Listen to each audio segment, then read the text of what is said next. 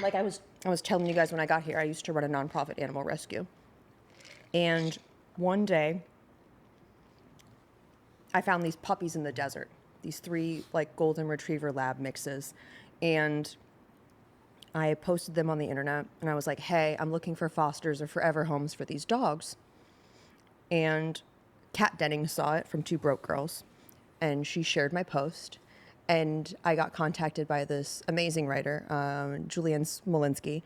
And she was like, oh my God, my family and I would love to bring in one of these dogs if you're still looking for homes for them. And so I wrote them back because I was like the lead on these animals. And within a few moments, I got an email from AJ.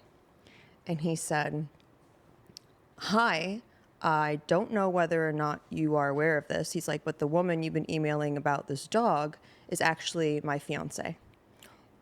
No way. And he's like, and I didn't want you to show up at my house and be greeted by a ghost.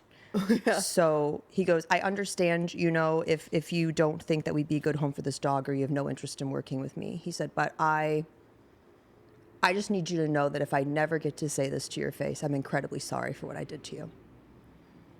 And I thought about it and I responded back, you know, our past has nothing to do with whether or not you'd be a good home for this animal.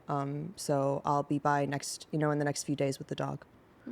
And so I went over there and people, you know, asked me why I did it. And I think it's really just because they discuss in the documentary, I'd never met AJ in person. To him, I was just a picture.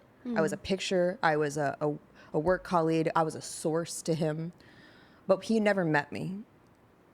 And when I dropped this dog off, you know, covered in dust from the desert and in gym clothes, not far off from what I look like right now, honestly. Please. But no makeup. You know what I mean? I was just a person, you know, bringing this dog to his family that would be a potential new family member. And we didn't really say anything to each other that day. Like his you know, fiance, his wife handled everything at the time.